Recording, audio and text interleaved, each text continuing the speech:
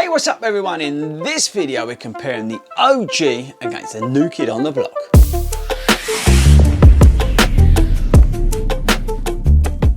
Hey, what's up guys, and welcome back to FORDY RUNS. Now, are you a Skechers fan? Let me know in the comments. Did you see the original video I did of this? And I said then that for whatever reason here in the UK, people who buy Skechers tend to have grey hair and be over a certain age, which is wrong because that's not the case. They make some awesome shoes, in particularly running shoes. Lightweight, affordable, and pretty fast as well. Now, I was in love, and still in love, with this, the Razor 3, the OG, which I think looks still awesome. But they came out with the 3 Plus, which is just an evolution of this shoe. They did such a good job with this shoe that they just wanted to tweak this slightly. So what are the main differences between the two shoes? And then we'll come on to, do you need to buy this over this? I think the biggest and most obvious change is the Goodyear outsole. Now, Skechers got together with the guys at Goodyear who make tyres and stuff, and they said, we want this, whatever it is, material on our shoes because we want to increase the durability and the sort of, what's the best way? They said it to help to make it more of a less racing day shoe and more of a daily trainer, even though, you know, these can do pretty much everything that you want. Both shoes have a 4mm drop. Both shoes weigh, you know, as much as a piece of paper, like 6 point something ounces. They're nothing. They both got mesh uppers on them. This has removed a lot of the overlays that this has got. They've got nitrogen infused, what's it called? What's the name of it? I always forget. Hyperburst. I was going to call it DNA Flash, and the reason I do that is because DNA Flash is very similar. Nitrogen infused midsole is very similar compounds. That's why I always get confused. But go back to the outsole. Totally gone off. But if you look, see, medial piece of rubber there. Yeah. So that's probably the biggest thing. They're looking to give you some help in terms of traction with the shoe. Both got M stripe, which is all about helping you go through the shoe and all that sort of stuff. The other change, now look at this lace, a little bit stretchy.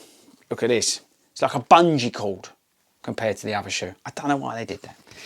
But where do we start? Okay, so this is actually, you can get this. I got this originally when I bought these for £85. You can still get this for about £110 here in the UK.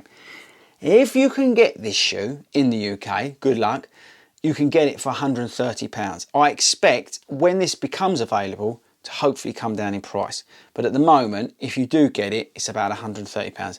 Where you can, if you get one of those promo codes, get this for £100, and this is still available on the website. This shoe has lasted well. I've had wear here. You're probably not going to see this on the camera, but this is worn out. I've got wear here. Interesting, I've got wear all the way outside here, which shows you how bad my running form is. A little bit here, a little bit there, but in general, I mean, that's totally gone now. There's no grip on that part of the shoe at all, which is why it's awesome that they've added it on the Goodyear. It's gone there as well, the wear. But in general, they lasted pretty well. I don't know how many miles I got in these shoes. I don't really pay any attention to the sort of mileage on my shoes because I run down the canal paths, tow paths, which are multi-terrain. They eat shoes for fun.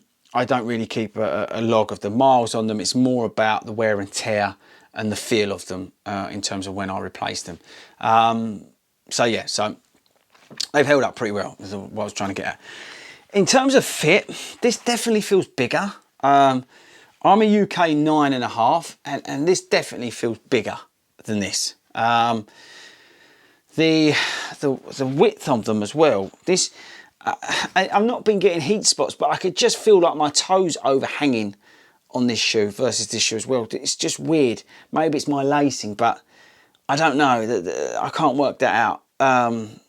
But yeah, this is maybe because these are more bedded in, and I'm just, you know what it's like. You get a pair of shoes that you love, and then you end up wearing them all the time. They become slippers. So maybe that's what that is. But I have noticed that my foot is not as settled in these versus these. But which one? So if this is not probably going to help you, but personally, if you can still get it, get these. Why?